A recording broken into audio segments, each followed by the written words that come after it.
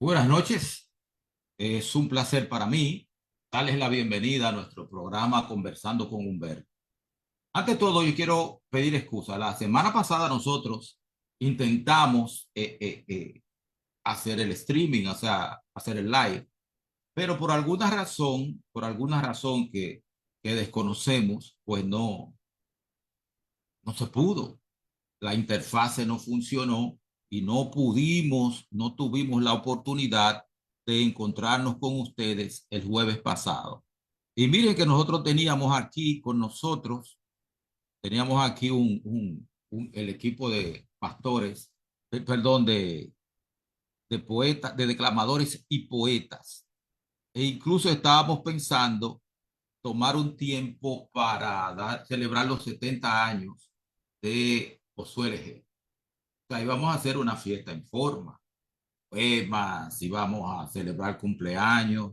Incluso nosotros pensábamos incluir entre los cumpleaños que íbamos a celebrar el jueves los 80 de Fernando Guerrero, los 78 de Radamés Guerrero. O sea, una fiesta de viejos íbamos a hacer la semana pasada, pero parece que eran tantos los años que habían acumulado que no pudimos hacerlo.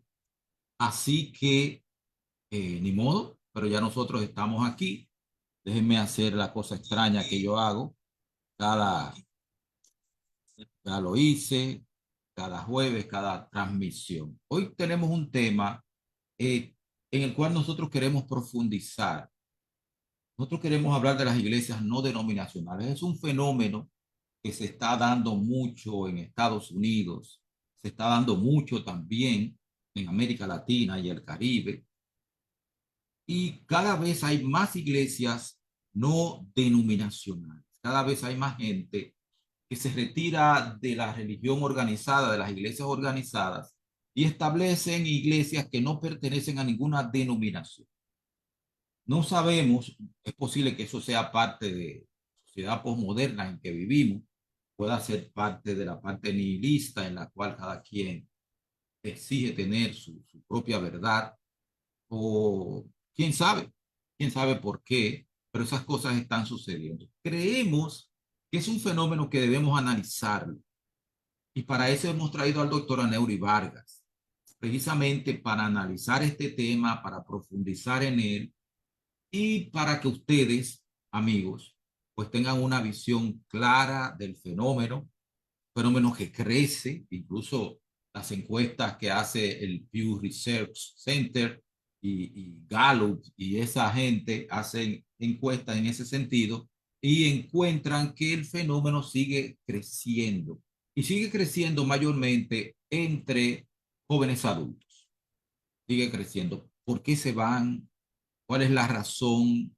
¿Por qué hacen eso? Bueno, pues eso vamos a tratar de desentrañarlo lo que podamos en esta noche.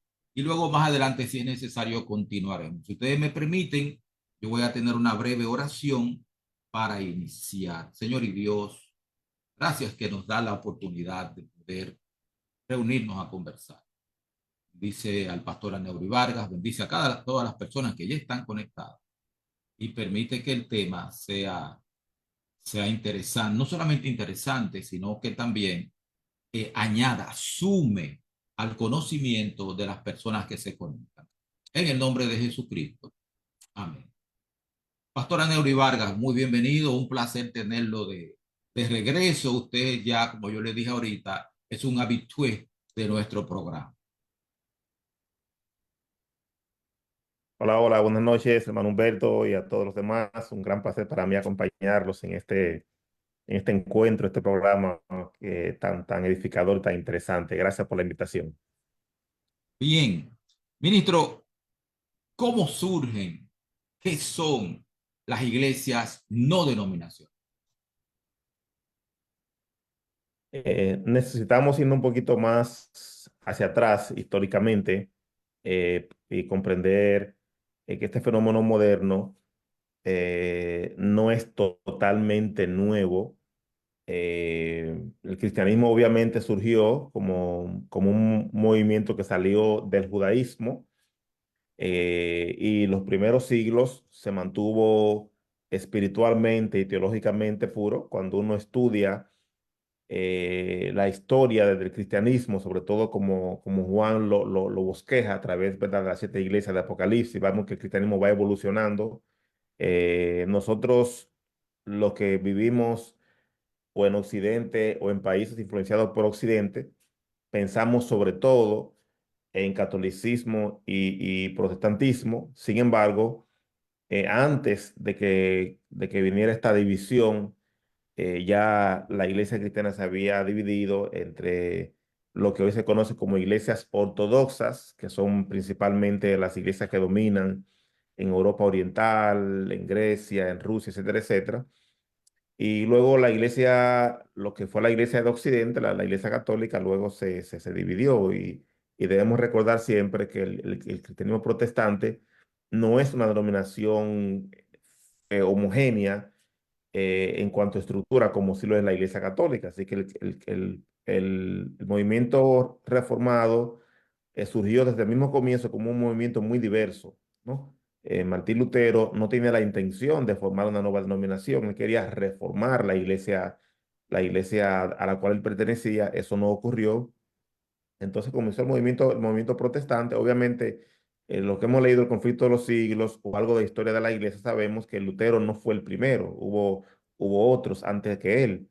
Pero con Lutero el movimiento tomó más forma. Luego, ese movimiento protestante se subdividió en varios grupos: los luteranos, los reformados, los anabaptistas, los anglicanos. Y cuando América es colonizado por los europeos, esas subdivisiones también pasan a nuestro continente, ¿no? Ahora, todo lo que es una denominación hoy día comenzó como un movimiento no denominacional en un sentido. Solamente que tú tienes una iglesia no denominacional, en principio es una, pero cuando comienza a crecer y a plantar otras iglesias, se convierte en una especie de mini denominación. Entonces, este fenómeno sociológicamente no es algo totalmente nuevo. Lo que es nuevo es que tenemos un crecimiento más grande, sobre todo en Estados Unidos, de personas que prefieren congregarse en estas iglesias que son más independientes que las tradiciones históricas, como los luteranos, metodistas, bautistas, presbiterianos, etcétera. Ahora, antes de poder responder con más detalles, hermano Humberto, tenemos que definir qué es una denominación. Cuando nos ponemos de acuerdo en lo que es una denominación, entonces podemos conversar lo que es una iglesia no denominacional. Y podemos obviamente intercambiar opiniones, no estar necesariamente de acuerdo, pero cuando yo miro las diferentes definiciones que dan los diccionarios, como también mi propia observación como cristiano, una denominación se puede ver como un subgrupo que se alinea con una tradición religiosa. También puede ser visto como una estructura unificada. Por ejemplo, los mormones son una denominación con una sola estructura, ¿verdad? Pero también usted puede encontrar con diferentes iglesias que no pertenecen a la misma estructura, pero que teológicamente están alineadas. ¿Ok? Vamos a poner el ejemplo del adventista, ¿no? Hay grupos disidentes como el movimiento de Reforma, que se separó oficialmente de la iglesia adventista en 1914. Luego ellos se subdividieron en 1951. Y esas son denominaciones en lo que tiene que ver con estructura, son denominaciones aparte de nosotros, no somos lo mismo estructuralmente, pero teológicamente tenemos mucho en común. Ellos creen en la segunda venida de Cristo literal, guardan el sábado, consideran a Elena de White como una profetisa, enfatizan que nuestro cuerpo es templo del Espíritu Santo. Obviamente, por esa razón no consumen alcohol, como muchos cristianos sí lo hacen, no fuman, etcétera, etcétera. Entonces, tenemos ahí una estructura distinta, pero teológicamente alineada con nosotros, aunque obviamente sabemos que hay alguna diferencia, pero tenemos más en común con ellos de lo que nos imaginamos. Entonces, cuando vamos a la denominación, a las iglesias no denominacionales, tenemos que preguntarnos a qué nos referimos. ¿Nos referimos a una iglesia que no pertenece a ninguna estructura o nos referimos a una iglesia que tiene una teología que nadie más tiene? Si hablamos de una iglesia que no pertenece a un concilio o a una estructura, sí están abundando mucho. Pero cuando usted se detiene, usted entra al website, como yo he hecho, de alguna de esas iglesias no denominacionales, vamos a ver qué creen, cuáles son sus fundamentos de fe. Se da cuenta que están al fin y al cabo alineadas teológicamente con alguna denominación. Por ejemplo, vas a ver algunas que enfatizan la soberanía de Dios y la predestinación. Una iglesia que no pertenece a una estructura presbiteriana o reformada, pero que cree en la predestinación y que le da mucha atención a las ideas de Calvino y de Agustín y que guarda el domingo y que tiene esta, aunque no esté en una denominación en lo que tiene que ver con estructura, teológicamente no es no denominacional, teológicamente pertenece a una denominación. Por eso decía, tenemos que decidir a qué nos referimos con denominación. ¿Estamos hablando de la estructura o estamos hablando de la teología? Si hablamos de la estructura, sí, hay muchas iglesias que no pertenecen a un concilio y vamos a discutir en un momento la razón, pero teológicamente esas iglesias no traen mucho de nuevo. Nos damos cuenta que están alineadas con el movimiento pentecostal, están alineadas o con el movimiento, ¿verdad? Presbiteriano, o puede ser, incluso hay algunas que han salido de nosotros, son no denominacionales, pero guardan el sábado, por ejemplo. eh, Creen que los muertos están muertos, están inconscientes, no consumen carne de cerdo, o sea, no están dentro de la denominación, están independientes en lo que tiene que ver con estructura, pero teológicamente están alineadas con algún tipo de tradición principal. Estuve, mientras investigaba, estuve leyendo sobre el fenómeno. Y el fenómeno, Ujú. algunos de los que investigan este tema estuvieron diciendo que hay dos elementos fundamentales en el culto de una iglesia no denominacional. Me enreda la lengua al decir no denominacional, tengo que practicarlo para que no se me enrede. El asunto es el siguiente, que muchas de ellas hacen un énfasis en la música y en la tecnología, mucha música, mucha tecnología, danza y todo eso. Y luego habla sobre, cuando está hablando de lo que se predica mucha motivación, mucho hacer sentir bien a la gente, que la gente se sienta confortable y sienta la emoción de la presencia de Dios. Usted estaba hablando ahora mismo acerca de la teología de las iglesias no, no denominacionales. ¿Qué creen? ¿Qué enseñan las iglesias no denominacionales?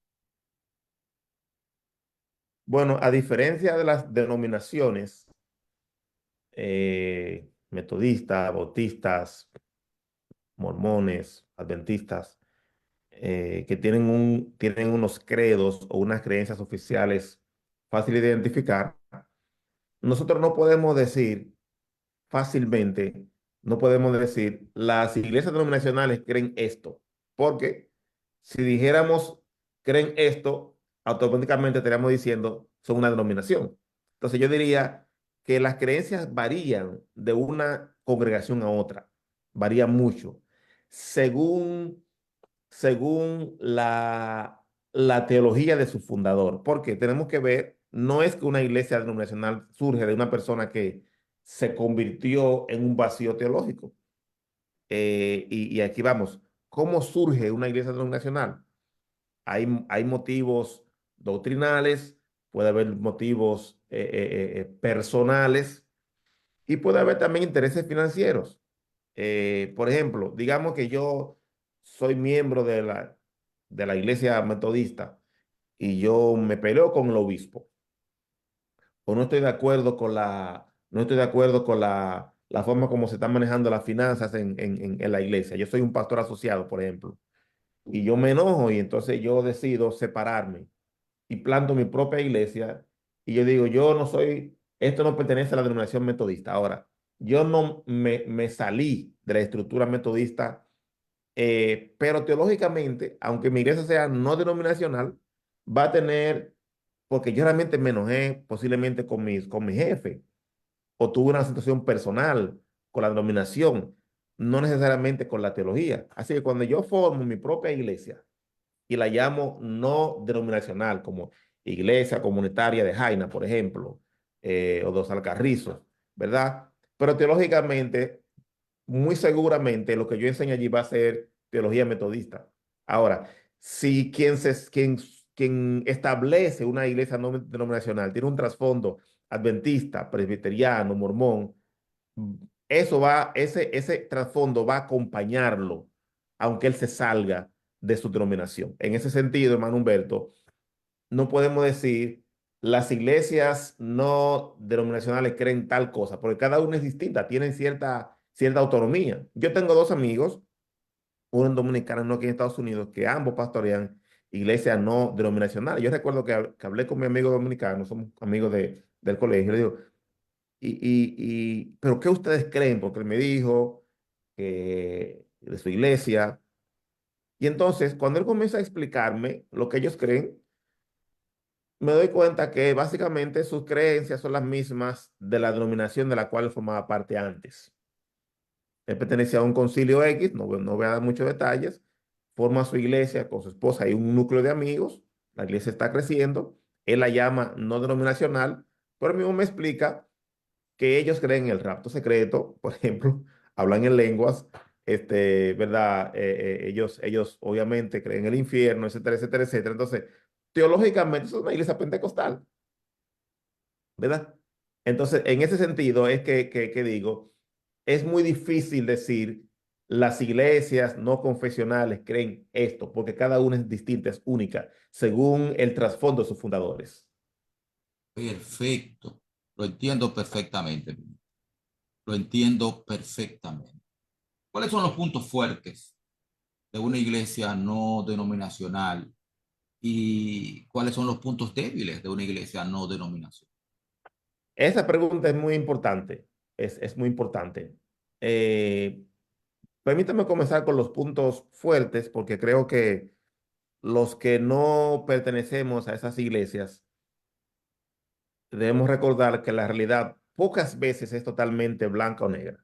Hay algunas cosas que podemos aprender y cosas de las cuales podemos sentirnos orgullosos de las que tenemos y retenerlas, aunque se puedan mejorar. Una iglesia no denominacional tiene la ventaja, y lo voy a decir entre comillas porque es una ventaja provisional, de que tiene menos burocracia, ¿verdad? Tiene menos burocracia y tiene más autonomía financiera. Les pongo un ejemplo.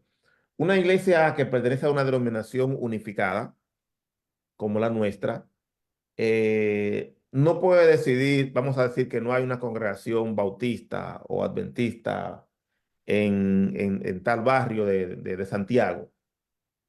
eh, un pastor o un miembro de iglesia no tiene un sueño y va a establecer eso. Generalmente busca la asesoría, la bendición y hasta el apoyo financiero de su denominación para introducirse en ese campo blanco. Y allí, según la visión de quienes estén administrando ese concilio o esa asociación o misión o lo que sea, eso va a fluir rápido o lento. Me refiero a los aspectos humanos, por supuesto, ¿no? Una iglesia no denominacional, como no tiene que rendirle cuentas a los superiores, ¿verdad? De arriba, ni tiene que mandar dinero para arriba, puede invertir todo su dinero y todas sus energías y su tiempo en desarrollar un programa. Si una de las razones por las cuales crecen más rápido es, por ejemplo, aquí hay un grupo de personas no convertidas, y yo identifico, bueno, en esta comunidad hay un número creciente de personas que no conocen al Señor.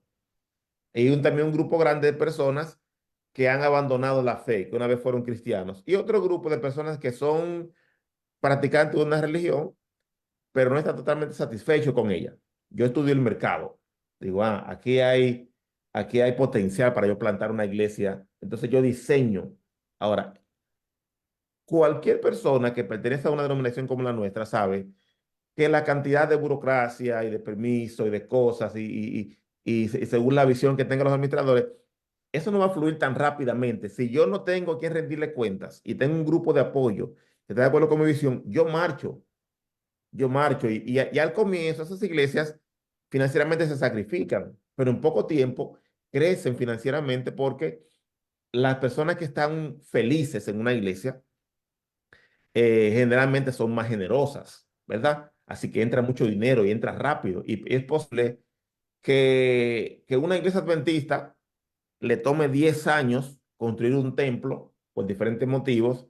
Es posible que una iglesia no denominacional que surgió en ese mismo barrio haga un templo en 2 años, un templo bonito sin deber dinero o debiendo poco, porque hay menos burocracia. Además, nosotros, como pertenecemos a una familia mundial, sabemos, ¿verdad?, que parte de las ofrendas se quedan en la iglesia local, otra parte va a apoyar la misión nacional y mundial, ¿no?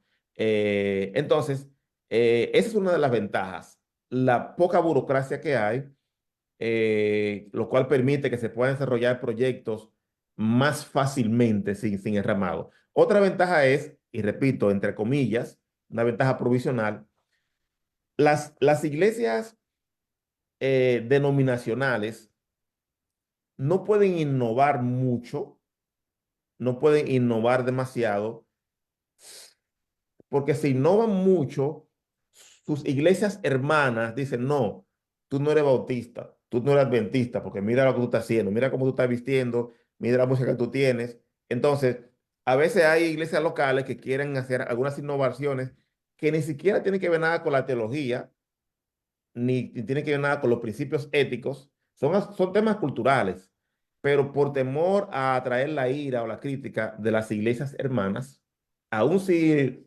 el campo le da la bendición, el temor de no parecer demasiado liberal ante los ojos de las iglesias hermanas, se cohíben y no hacen algunas cosas que se podrían hacer.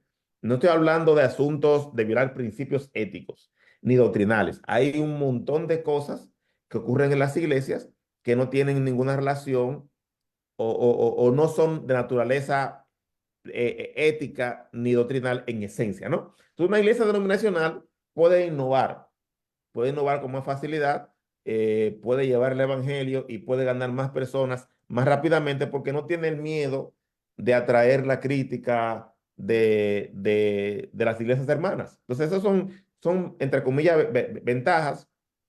Ahora, ¿cuál es el riesgo de eso? Cuando uno no tiene a quien rendirle cuentas, el pastor local se convierte en una especie de papa, pequeño papa, y un presidente de la asociación general. Y tristemente, muchas de estas iglesias no denominacionales le dan al pastor o obispo, apóstol, como quiera que ellos le llamen, le dan una reverencia y una sumisión que no es sana psicológicamente, no es sana teológicamente, no es sana emocionalmente. Se enceguecen porque creen que ese hombre o esa mujer, o a veces con frecuencia una pareja de esposos, ¿verdad? Que fundaron esa iglesia, tienen una línea directa con Dios. Entonces, desobedecer esa no es la palabra, no estar de acuerdo con el pastor o la pastora es equivalente a no estar de acuerdo con Dios. Entonces, ahí está el riesgo, porque la máxima autoridad está en la iglesia local y no hay a quien rendirle cuenta. Igualmente, si hay una malversación de fondos, digamos, con quién se quejan los hermanos? ¿Quién le hace auditoría a esa iglesia? Si esa iglesia comienza a desviarse de la doctrina bíblica, en la opinión, digamos, de los miembros, a quién se le reclama. O sea, eso es un detalle. En segundo lugar, la Biblia presenta la iglesia local siempre como parte de un cuerpo que es responsable de cumplir con la gran comisión a nivel mundial. Una iglesia local que se enorgullece, ¿verdad?, de lo mucho que ha crecido en un sector capitalino o en un barrio o en un condado en Estados Unidos, se enorgullece de eso, pero ¿qué está haciendo esa iglesia? ¿Qué está haciendo para evangelizar, digamos, a los musulmanes, a los hindúes, a los judíos, a los budistas? ¿Qué está haciendo para alcanzarlos? Se dice, no, ya tenemos hermanos que lo están haciendo en otro lado, otra denominación. Entonces está diciendo, bueno, básicamente estamos unidos con una misma meta. Entonces, la iglesia local, no confesional, no tiene ese enfoque global que a mí me parece que es imprescindible. Por ejemplo, yo fui pastor hace unos años en una iglesia en Santo Domingo, una iglesia, un distrito, y uno de mis ancianos en ese momento, sus diezmos eran 10 veces mi salario. O sea, los diezmos de esa persona, de uno de mis ancianos, y él no era el único que era tan adinerado. Ahora, mi salario como pastor de esa iglesia no era diferente del salario que tenía un colega mío que trabajaba en Jaina o en el Cacao, o trabajaba en el Mamey o en Atillo. No era diferente. En las iglesias no denominacionales, mientras más dinero entra a esa iglesia, más dinero recibe el pastor o los pastores, la pareja. Y a veces, y cuando yo hablaba con mi amigo que fundó esta iglesia no denominacional, él me contaba, conversamos, y él me contaba en una que es un abuso lo que él ve en el concilio al cual él pertenecía. Pertenecía a un concilio antes y él decía, Neuri, yo tengo tal y tal pastor, por ejemplo, que es profesional, porque generalmente son pastores bivocacionales. Ese caballero es profesional, tiene un salario muy fuerte y aparte de eso, recibe más de 120,000 pesos al mes por la iglesia que pastorea, mientras hay otros colegas, me cuenta él, de barrios que no tienen con qué comer porque tienen iglesias muy pobres. En otras palabras, en ese sistema, una iglesia pobre, con miembros pobres, no da mucho dinero. Una iglesia que crece mucho financieramente enriquece a la persona. Y obviamente la persona va a buscar motivos teológicos y filosóficos de todo tipo para decir, yo soy el pastor y Dios me puso aquí. Obviamente eso significa que va a recibir más dinero. Entonces ese tipo de iglesias tienen esa desventaja que no hay rendición de cuentas, ni en lo moral, ni en lo financiero, porque la rendición de cuentas hacia abajo, por ejemplo, si a quien le toca evaluarme, es a las personas que me ven como un semidios. Si ellos son los que le toca evaluarme, ellos difícilmente van a atreverse a preguntar al pastor, ¿y dónde está el recibo? Pastor, ¿en qué se utilizó tal y tal dinero? Es poco probable que eso ocurra. Entonces, como decía, ¿verdad? Ventajas y desventajas. Eh, yo creo, y voy a ampliar eso un poquito más, que hay que distinguir entre los fundadores de esas iglesias, y no creo que todos funden iglesias así por los mismos motivos, habrá diferentes motivos, diferentes razones, eh, pero los fundadores de esas iglesias, quienes la dirigen, hay que distinguirlos de quienes la componen. O sea, una persona puede fundar una iglesia de esta por una razón, pero quienes se unen a esa iglesia lo hacen por una razón diferente. O sea, hay que distinguir entre los dirigentes de ese tipo de congregaciones y los miembros de ese tipo de congregaciones. Bien, muy interesante, muy interesante.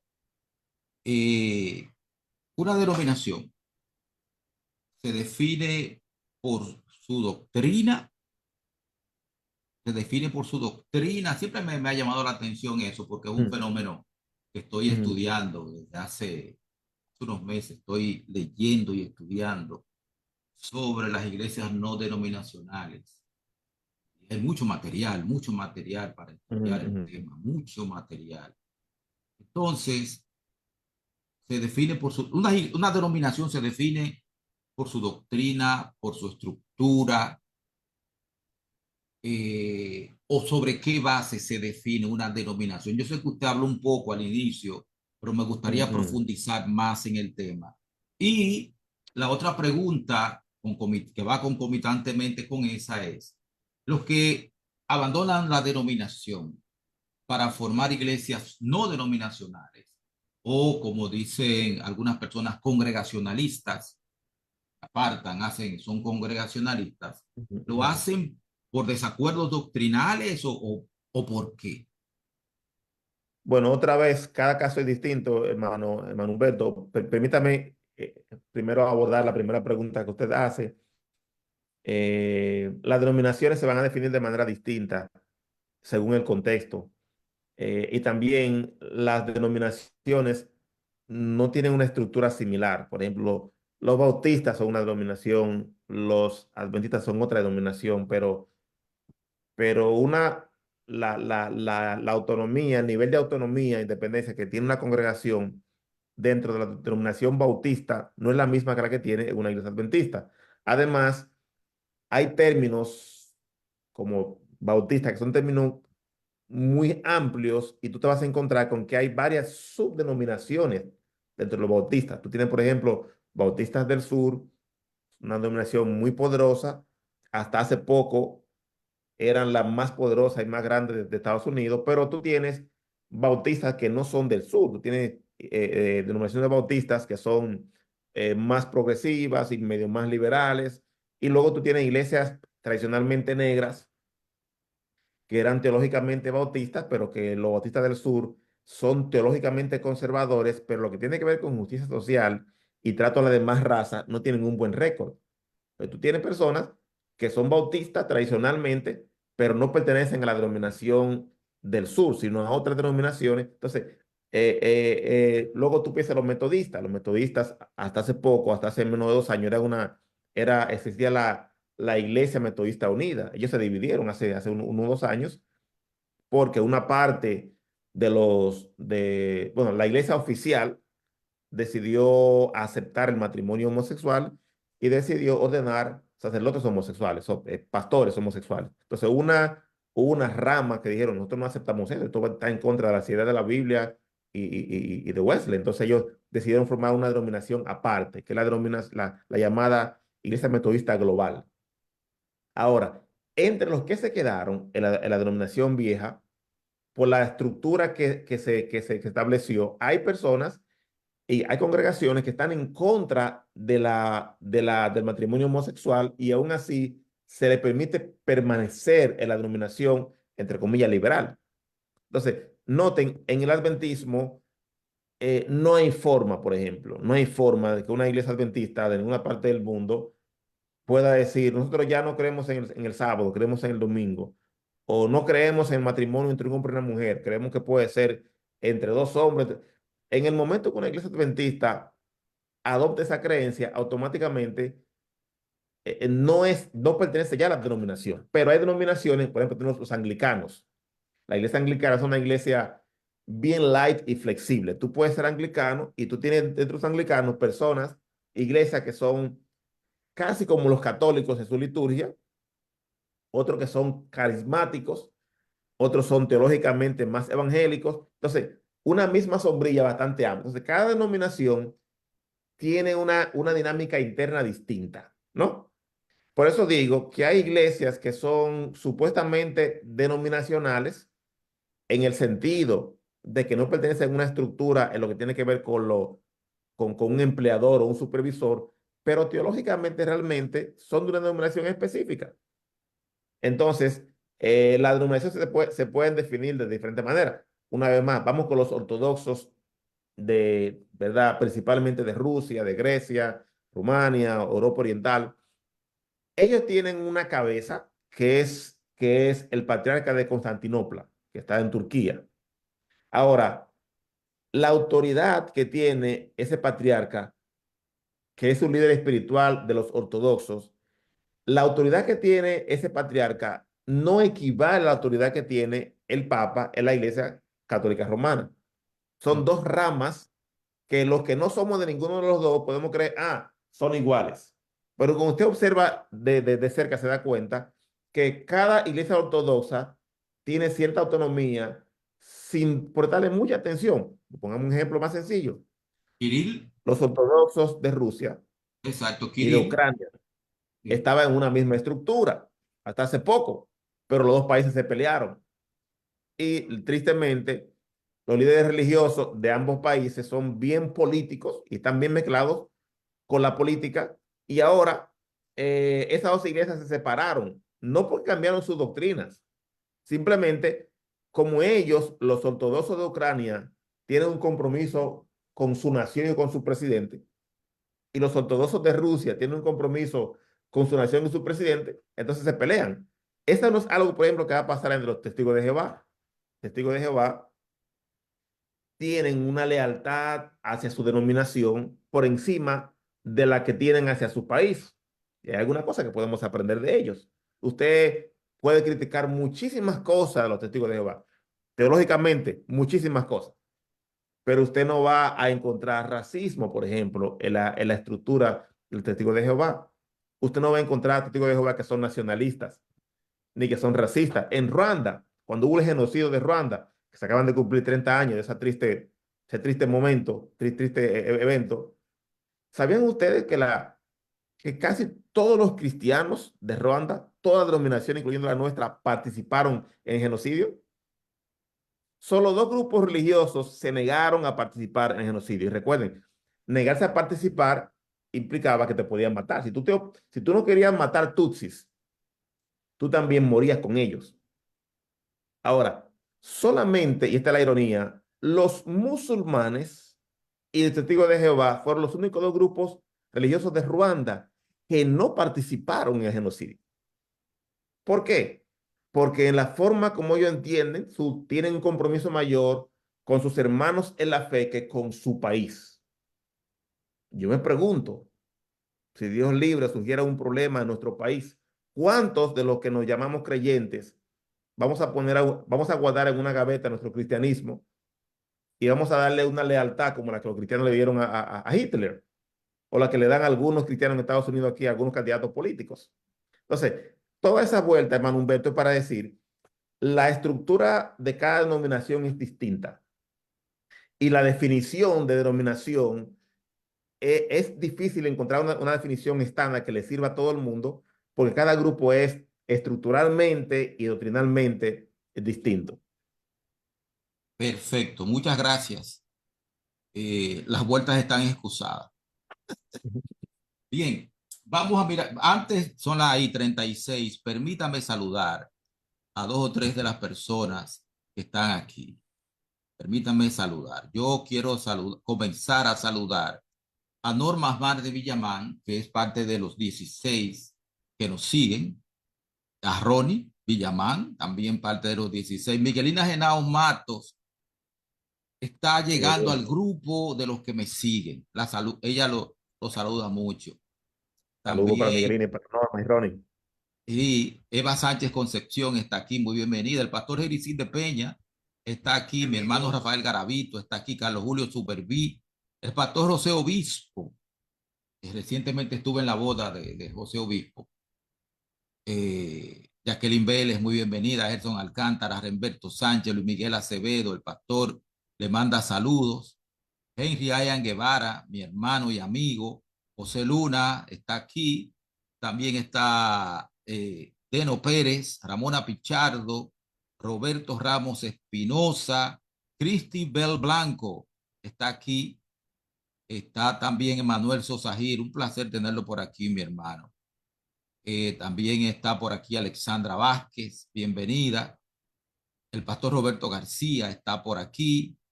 Mi hermano Alejandro Martínez está aquí. El pastor Vladimir Polanco, el pastor Ignacio de la Cruz, María Elena Sánchez, Gerson Alcántara, Félix Almonte, el doctor Josué Leger, que cumplió años la semana pasada, tiene 70 años ya. Entonces, ahora comienzan a correr los días que van hasta los 80 y a partir de ahí no sabemos lo que va a pasar. Eh, ya llegó Spanish Ángeles, muy bienvenida. Esther López, mi hermana de España, está aquí. Eh, y también Pablo Huérfano está por aquí con nosotros. Vamos ahora a ver la parte escatológica. ¿Qué rol juegan las iglesias no dominacionales, aconfesionales o las iglesias congregacionalistas en la escatología?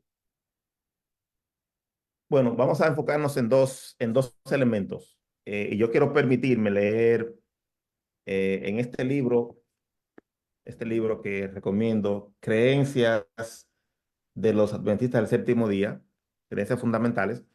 En este libro, ya estudiando, ya pastor, ya siendo pastor, me encontré con con unas declaraciones que me sorprendieron mucho porque yo no las conocía, nunca las había escuchado hasta que fui pastor.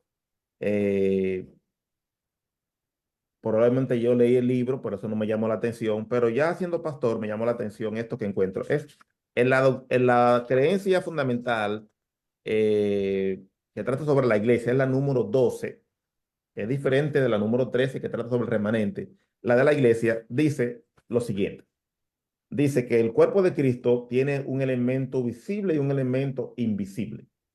Y dice, leo textualmente, la iglesia invisible, llamada también la iglesia universal, está compuesta de todos los hijos de Dios que hay en el mundo. Incluye los creyentes que componen la iglesia visible y muchos que a pesar de no pertenecer a una organización religiosa, han seguido toda la luz que Cristo les ha concedido. Y cita Juan 1:9. Este último grupo también incluye a los que nunca tuvieron la oportunidad de aprender acerca de la verdad de Jesucristo, pero que han respondido positivamente al Espíritu Santo, de modo que, cito, hacen por naturaleza lo que es de la ley. Romanos 2:14. Salto un par de oraciones. Dice, la existencia de la iglesia invisible revela que la adoración a Dios es espiritual en el más elevado sentido del término. Por cuanto la naturaleza de la verdadera adoración es espiritual, los seres humanos no pueden calcular con precisión quién es y quién no es parte de la iglesia de Dios. Salto un par de oraciones y luego leo una que dice, de la misma forma, procura Dios en nuestros días llevar a su pueblo a que forme parte de su iglesia visible, caracterizada por la lealtad a los mandamientos de Dios y la posesión de la fe en Jesús, con el fin de que cada uno participe en la obra de terminar su misión en el mundo. Y luego cita varios pasajes de Apocalipsis y de Mateo. Esto está diciendo básicamente lo que oficialmente nuestros pioneros han enseñado siempre, pero que a nivel popular muchas iglesias y muchos creyentes no comprenden. Hay un grupo grande de personas que aman a Dios, que son parte de esta iglesia invisible, que están algunos en denominaciones formales, algunos en iglesias no denominacionales, e incluso noten que el libro menciona a aquellos que nunca han escuchado de Jesucristo. Y dice, los seres humanos no podemos determinar con precisión quién es y quién no es verdaderamente un hijo de Dios. De allí que el adventista debe recordar que aunque nuestro movimiento tiene un origen profético, una misión profética y una conclusión profética, nosotros nunca hemos creído oficialmente que somos los únicos que nos vamos a salvar. Ni tampoco creemos que somos los únicos que amamos a Dios, ni creemos que somos los únicos que Dios ama.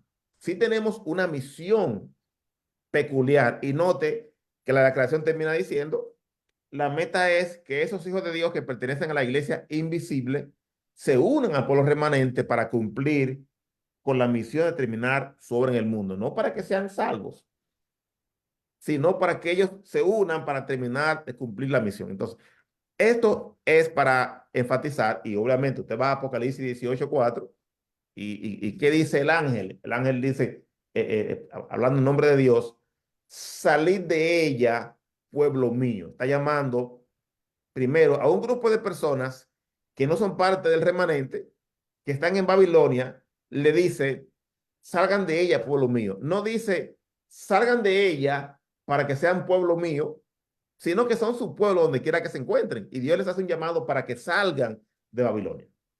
Entonces hay que mantener ahí el equilibrio. Por un lado, tenemos una misión única. No somos una iglesia perfecta, para nada perfecta, pero tenemos un mensaje que, en mi opinión, es el que está más cerca de la Biblia que el que tienen otros grupos religiosos. Eso no significa que yo me considere más santo, mejor cristiano que mi vecino católico o metodista o de una iglesia no denominacional.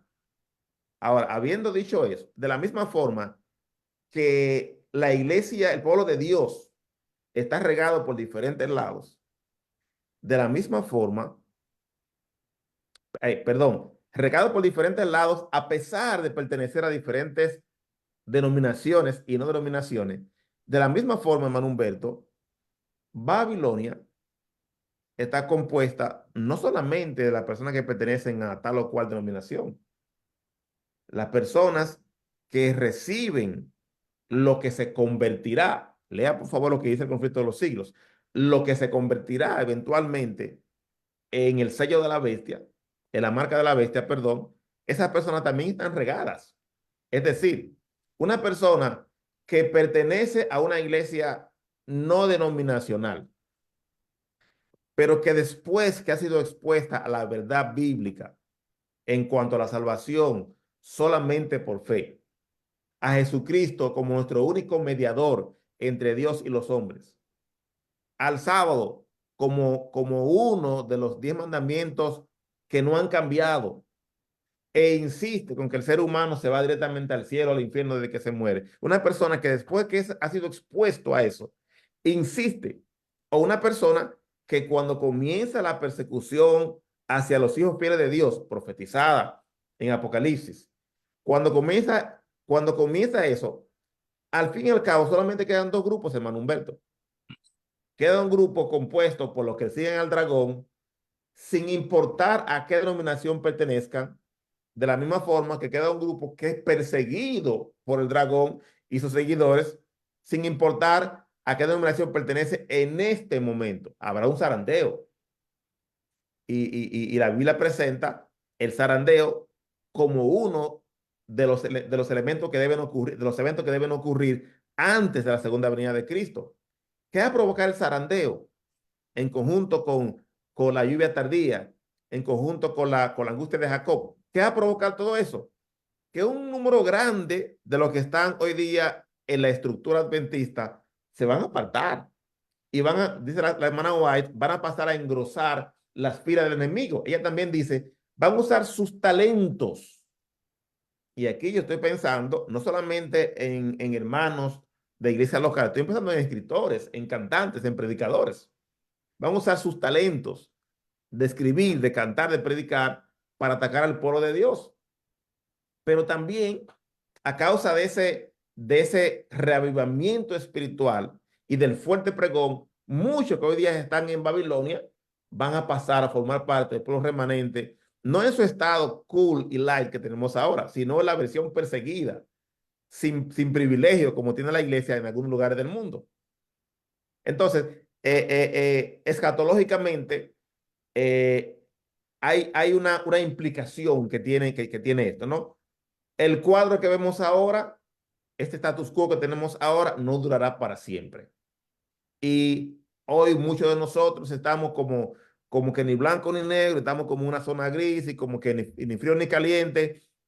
Mientras más cerca estemos del fin del mundo, solamente van a quedar solamente dos bandos y es momento de que nosotros nos afirmemos más en Jesucristo. Por una persona que se afirme en Jesucristo se convierte no en alguien que critica a los que están en otras iglesias, alguien que atrae a los que están tanto en el mundo como los que están en otros grupos religiosos para conducirlos a la verdad, siempre enfatizando que el adventismo no es el salvador del mundo.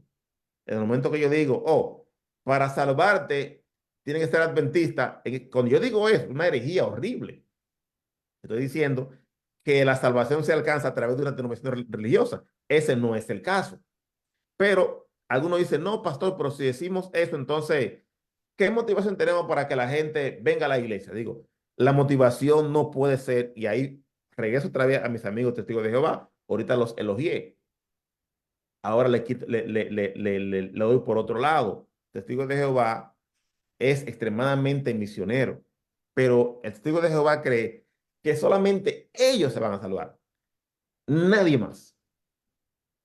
O sea, no es que mira, que según la luz que tienen, ellos creen eso estrictamente. Nosotros no creemos eso. Tristemente, a nivel popular, Algunos hermanos lo creen, algunos de manera implícita, otros de manera más explícita, pero como acabo de leerle de este libro, una publicación oficial que les recomiendo que ustedes revisen, Dios tiene hijos en diferentes grupos religiosos, no solamente grupos religiosos cristianos, aún en grupos religiosos no cristianos hay personas que viven según la luz que tienen. Es la misión del remanente atraer a esas personas hacia Jesucristo y conducirlos hacia la verdad.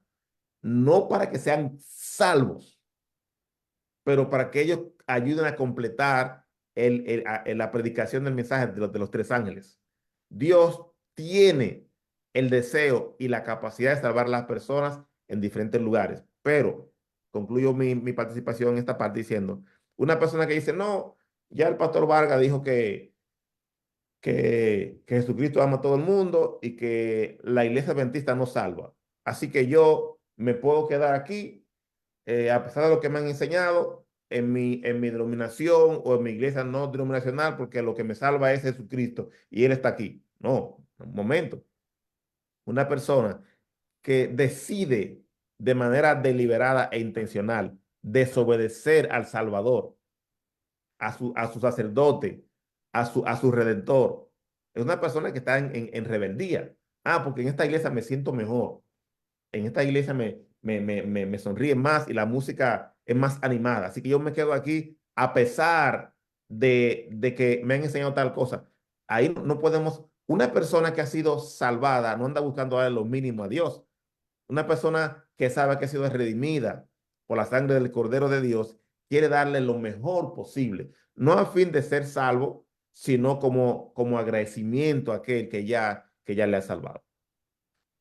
Es muy interesante eso último que usted dice. Digo, todo lo que ha dicho es muy interesante. ¿Por qué? Porque una cosa es una persona que no conozca, que no sepa, no tenga sustento teológico o que quizás no conozca ni siquiera a Jesucristo.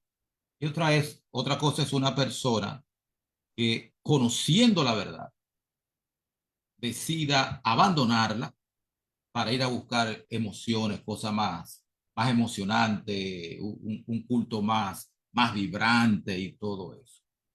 La verdad no se abandona. De hecho, al final del tiempo, tal y como usted dice, los que acepten la verdad tal y como es en Jesucristo del juicio, del sábado, denuncien al domingo y todo eso, son los que van a venir a completar, a llenar los espacios que fueron abandonados por aquellos que decidieron buscar cosas más emocionales. Bien, ministro, 10:51, se nos fue el tiempo rápidamente, pero nosotros no podemos pasar de una hora en este programa, porque aquí no habemos estrellas, aquí somos solamente gente que analiza temas. Entonces, si usted tuviera que hacerle un llamado a los jóvenes adultos adventistas que están en la disyuntiva de quedarse en la iglesia o irse a una iglesia no denominacional, al margen y que no, digamos que no guarde el sábado, sino que es mucho más liberal en todos los sentidos, ¿qué usted le diría? Bueno, si usted me permite, hermano Humberto, yo me dirigiría a dos grupos. Primero me dirigiría a los miembros, padres, pastores, ancianos, dirigentes de nuestra iglesia. Y luego me dirijo a los jóvenes o adultos que se han ido o piensan irse a esas iglesias. Eh, eh, yo debo preguntarme, ¿por qué se están yendo o por qué se quieren ir? Hace varios años había una idea que estaba basada, que era real, y era una persona que fue adventista y conoció la verdad, jamás se va a unir a otra denominación religiosa, mejor se vaya del mundo. Y eso fue cierto por muchos años. Ahora tú te vas encontrando que eso ha ido cambiando. Hay personas que estuvieron en nuestra iglesia, algunos han nacido en nuestra iglesia y hoy día son parte de otras denominaciones, tanto de iglesias no confesionales como también de denominaciones formales. Incluso, cuando yo enseñaba la clase de religiones comparadas, de religiones mundiales, allá en Dominicana, yo llevaba a mis estudiantes a las diferentes, lo llevaba a la mezquita, a la sinagoga, al templo hindú, al templo budista, y me sorprendió cuando fui a la mezquita en Santiago Y cuando fui al grupo Hare Krishna, ahí en Alma Rosa, creo que Alma Rosa, me encontré con ex adventistas.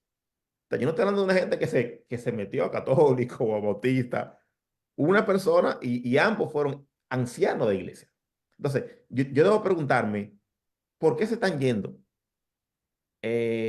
Porque tradicionalmente uno creía que todo lo que una iglesia necesita para ser verdadera es tener la verdad. Tener la verdad aquí, ¿por qué te quieres ir?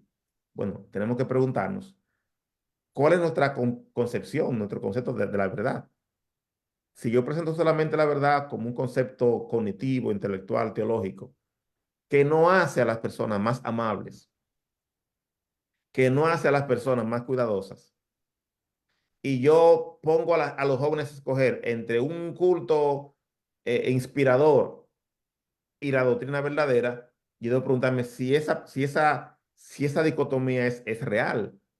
Hay, como mencionaba hace un momento, varios elementos que no son ni teológicos o doctrinales, ni éticos o morales, que algunos de los que somos miembros de la iglesia, algunos pastores lo tratamos como si fueran 10 mandamientos. Tenemos tradiciones personales o de una iglesia local o la iglesia de un país. Y dice, no, si tú cambias eso, eso es como violar el mandamiento número 11 o la doctrina número 29. Entonces, Don tenemos que Pastor, preguntarnos perdón, Pastor, no me muevas el si, púlpito de ahí. No si, me por toques ejemplo, la mesa de la Santa si- Cena. exacto, exacto. Entonces, tenemos que preguntarnos si estamos siendo rígidos con asuntos que no son ni bíblicos, teológicos, ni son éticos, morales. Eso es por un lado. Así que yo pienso que debemos permitir diversidad y la diversidad manteniendo siempre la unidad. Por ejemplo, el matrimonio entre un hombre y una mujer, eso no es negociable. Eso es bíblico. Y eso comenzó en el Edén, antes de entrar a los judíos. La santidad del sábado, eso no es negociable. Hablar mentira, el adulterio, mi cuerpo como templo del Espíritu Santo, nada de eso es negociable. Entonces, robar, matar, mentir, engañar, nada de eso es negociable. Pero hay una cantidad grandísima de elementos que no pertenecen a ninguna de esas dos categorías, teológicas, doctrinales o éticas morales, que se pueden negociar y podemos permitir a nuestros muchachos que innoven, se lo podemos permitir, ya sea que le demos un sábado o que lo dejemos que ellos innoven en la sociedad de jóvenes, o que ellos participen en la toma de decisiones en lo que tiene que ver con el culto, el orden de nuestro culto, la tradición de nuestro culto, eso no es universal. Vaya a una iglesia en África, en Jamaica, como yo he ido, vaya a una iglesia árabe, se va a dar cuenta que hay hermanos fieles, conservadores, adventistas rajatabla, que adoran diferente. ¿Mm? Así que ya terminé con el grupo de nosotros. Ahora con los de afuera o los que se quieren ir, no se vayan. Yo entiendo que uno quiere estar en un lugar donde se sienta bien, pero sentirse bien es solamente un aspecto. Nosotros necesitamos ser fieles a Dios. Y si yo me voy a una iglesia, por ejemplo, yo tengo 30 años, 30 y pico de años en la iglesia. Ha habido un momento que yo me he desanimado. Yo nunca he pasado por una crisis que quiero abandonar a Dios. Eso nunca me ha pasado. Nunca me ha pasado. Yo no nací adventista, pero ha habido momentos, tanto a diferentes momentos de mi vida, sin dar muchos detalles, que yo me he desanimado. Pero cuando yo miro, yo digo, yo no tengo para dónde coger. Yo no tengo para dónde coger. Yo no puedo irme a un lugar que la música es más animado, es más chévere, porque mi conciencia no está tranquilo en un lugar que se está predicando algo que va en contra de la Biblia. Yo no tengo para dónde coger.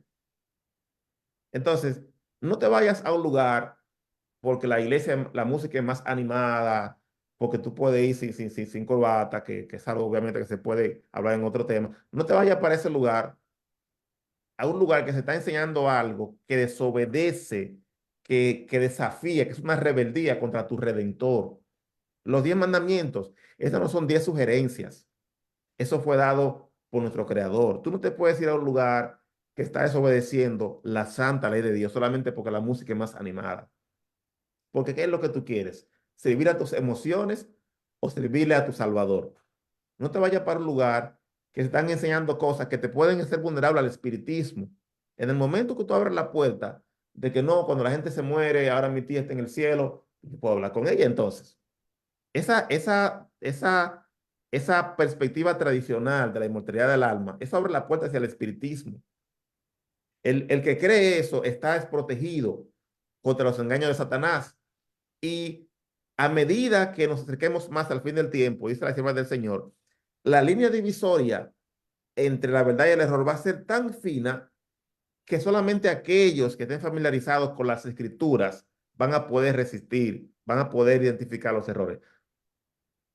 Es posible que humanamente hablando te sientas mal o justificado, te quieres ir, vete a otra congregación de tu denominación. No te vayas a inventar, porque vas a estar feliz, emocionado cada domingo, brincando, saltando, pero vas a estar en un lugar que está deshonrando a tu Salvador, lo está desobedeciendo, lo está desafiando abiertamente. No son mis emociones lo que determinan. Bueno, yo no siento que tenga nada de malo. Es que tú y yo no podemos ponernos en el lugar de Dios para decidir que yo siento que esto no tiene nada de malo. Tú y yo no decidimos qué es bueno, qué es malo. Tú y yo no decidimos qué es verdad o error. Eso lo decide Dios. En el momento que un ser humano usa sus emociones o su supuesta inteligencia o el apoyo de la mayoría para decidir eso, está tomando el lugar de Dios. Es un atrevimiento, es un acto de rebeldía. Y estoy seguro que tú no quieres rebelarte ni desobedecer a tu Salvador. No te vayas a esos grupos, que te va a dar un gozo a corto plazo, pero al final tu salvación eterna puede estar en peligro. Ese sería mi mensaje para ambos grupos, hermano Humberto. Muchas gracias, ministro. Muchas gracias. Muchas gracias a los que han estado conectados. Muchas gracias a los que lo van a ver en diferido. Creo que hemos tratado el tema. Es posible que la tengamos que volver sobre esto. Dice Norma, el Espíritu Santo lo siga usando, Pastora Neuri Vargas. Ramírez, Dios ha hablado esta noche a través de usted. A su pueblo, gracias, muchas gracias. Aunque Norma estaba diciendo que quien le había enseñado todo eso a usted fue su esposa, pero yo no quise, Anita Peña, pero yo no creo eso. Yo creo que el pastor tiene sus neuronas muy bien puestas también, aunque no dudo de las capacidades de la esposa del pastor. Ministro, despídanos en oración. Tengo que decirle que esto ha sido este programa. Raúl Pérez es nuestro director técnico y que nos saca al aire cada semana. Pastor. Bueno, primero, hermano Humberto, agradecerle una vez más a usted y a todos los colegas, a los hermanos que estuvieron allí con nosotros. Un fuerte abrazo para todos y bueno, vamos a hablar con Dios. Querido Padre, te damos gracias por ser paciente con nosotros, como individuos y también como pueblo. Por favor, ayúdanos a estar cada día más cerca de ti, a enamorarnos más de ti y de tu palabra. Ayúdanos, Señor, a cuidar a nuestros niños y a nuestros jóvenes, a darles no solamente la verdad como una teoría, sino a ejemplificarla en nuestro carácter, la forma como los tratamos a ellos y también como nos tratamos mutuamente. Si hay alguno que está siendo seducido por el enemigo, Señor, para abandonarte a ti o a tu pueblo de una forma sutil. Por favor, Padre, háblale a su corazón y permite que el ejemplo de nosotros, sobre todo los adultos, pueda ayudar a esas personas a regresar o a permanecer, Señor, en nuestro pueblo. Ayúdanos a no esperar que llegue la lluvia tardía, que llegue el fuerte pregón para consagrarnos. Ayúdanos a consagrarnos ahora, a entregarnos por completo a ti. Pedimos perdón por nuestros pecados, Señor, y pedimos que cada día los que nos vean puedan verte a ti en nosotros. Bendice al hermano Humberto, a su esposa, a sus hijos, y permite, Señor, que este ministerio que él tiene pueda ser de bendición para muchas personas más. Gracias, Padre. Oramos en el nombre de Jesús. Amén. Amén. Muchas gracias. Buenas noches, Raúl. Te lo puedes llevar.